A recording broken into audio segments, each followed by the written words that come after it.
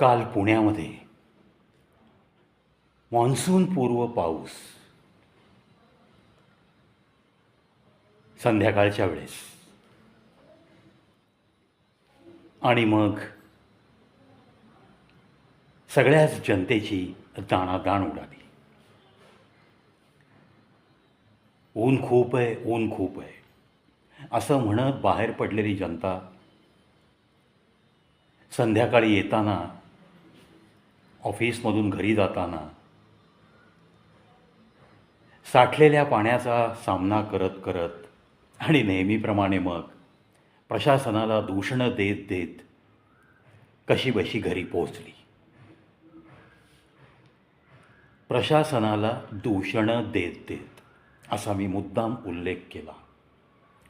आणि याच गोष्टीवर हा व्हिडिओ. 158 करोड रुपये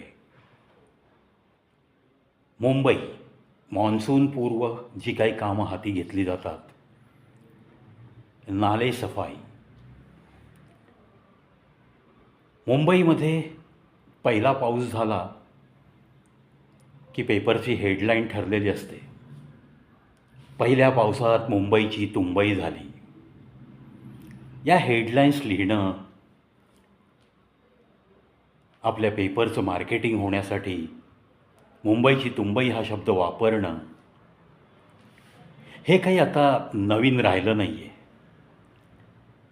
पण जेव्हा आपण प्रशासनाकडे बोट दाखवतो तेव्हा सगळी जनता धुतल्या तांदळासारखी स्वच्छ आहे का? प्रशासनाने केलेल्या व्यवस्थेचा योग्य रीतीने ही जनता वापर करते का वर्षभर? एखाद्या शहराचं प्लॅनिंग करताना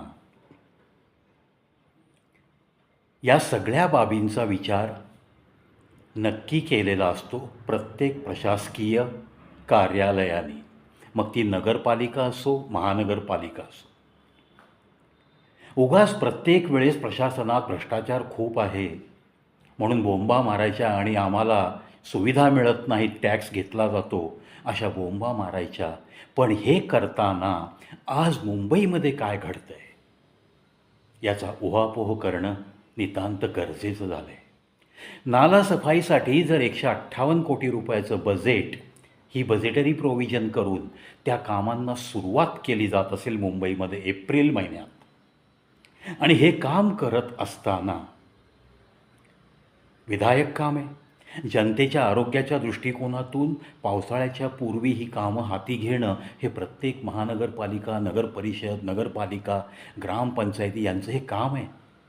इमाने इतबारे हे काम बजावताना मुंबईच्या एका नाल्यामध्ये सफाई कामादरम्यान सापडत असलेल्या वस्तू त्या जर पाहिल्या तर वाटतं की शिक्षण सगळं मातीत गेलेली माणसं या मुंबईच्या नाल्याच्या भोवती राहतात का? काय सापडावं? ठीक आहे, प्लॅस्टिकच्या बाटल्या वगैरे सापडत होत्या, जुने कपडे सापडत होते, इथपर्यंत ठीक आहे. आज चक्क नादुरुस्त झालेले रेफ्रिजरेटर्स, तुटके फुटके मोठमोठे बेड, सोफा आणि कहर म्हणजे बेकार झालेल्या ॲटो रिक्षा, अशा जर जड वस्तू ही सुशिक्षित अडाणी माणसं या नाल्यामध्ये फेकत असतील तर मग मुंबईची तुंबई होण्यापासून कोणी ब्रह्मदेवसुद्धा वाचवेल का हो? नाल्यामध्ये एका कंटिन्युअस फ्लोनी जर पाणी गेलं तरच त्या नाल्याचा काहीतरी उपयोग आहे. नाहीतर मग मुंबईमधली सर्व ड्रेनेज सिस्टीम जेव्हा भरतीचं पाणी आतमध्ये येतं तेव्हा ती अपुरी पडते आणि वरती मग पाणी वाहायला लागतं, रस्तेसुद्धा तुंबतात. हे होणार. जर वाढत्या लोकसंख्येच्या मानाने इन्फ्रास्ट्रक्चर कमीच पडत असेल, येणारा लोंढ्याचा जो स्पीड आहे मुंबईमध्ये तो आणि होणाऱ्या सुधारणा किंवा झालेल्या सुधारणा अपुरी पडणं हे निश्चित होत राहणार आहे. एखाद्या शहराकडं जेव्हा जनतेचा लोंढा वाढत जातो, एखाद्याच शहरावरच्या सुविधांवरती जेव्हा ताण येतो, त्यातून परत घुसखोर जेव्हा अशा या मुंबईसारख्या मोठ्या शहरातच वास्तव्य करतात कायमचं. व्यवस्थित सगळी कार्ड्स मिळवून नॅशनल कार्ड, आधार कार्ड, उत्पन्नाचं कार्ड, पॅन कार्ड आणि वोटर्स आय डी ही महत्त्वाची डॉक्युमेंट्स आणि मग याच्या आधारावर रेशन कार्ड, ज्याद्वारे उत्पन्न कमी दाखवून आलेले घुसखोर सगळं मोफत रेशन पण मिळवतात, मोफत आरोग्य सुविधा पण मिळवतात. अशी एक नाही, दोन नाही, हजारो कुटुंब या वांद्र्याला वसवली गेली होती. आता कोणी वसवली, कधीपासून तिथली लोकसंख्या वाढली, याच्या जर खोलात जायचं ठरलं तर मग ज्यांची पडद्यावरती इमेज अतिशय प्रामाणिक हिरो म्हणून होती त्यांच्यापर्यंत ही विचारधारा पोचते.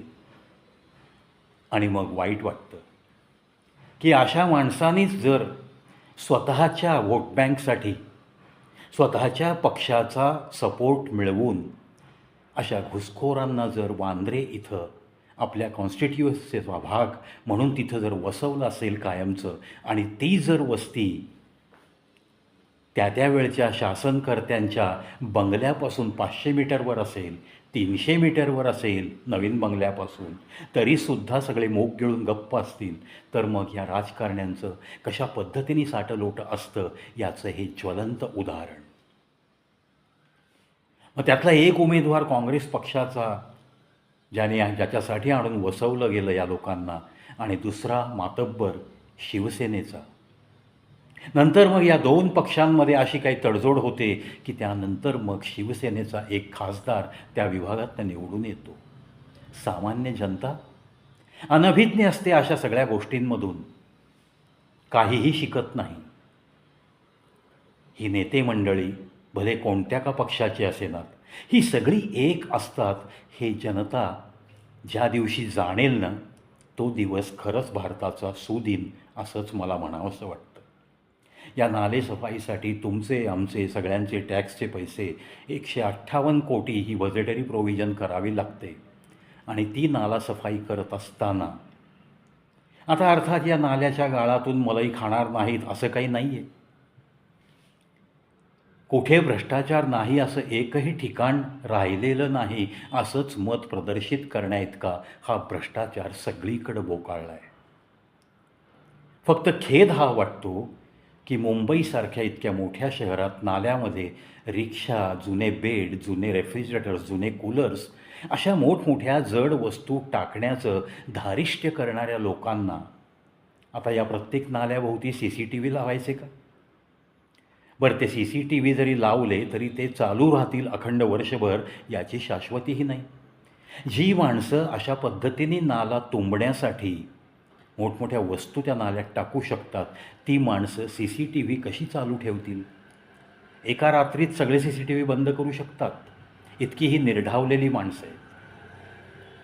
त्यामुळं मानसिकरित्या सुशिक्षितपणा जोपर्यंत या नाल्याच्या आजूबाजूला येत नाही तोपर्यंत ही बजेटरी प्रोव्हिजन यावर्षी 158 कोटी, पुढच्या वर्षी 170 कोटी, त्याच्या पुढच्या वर्षी 200 कोटी झाली तरी मला नवल वाटणार नाही.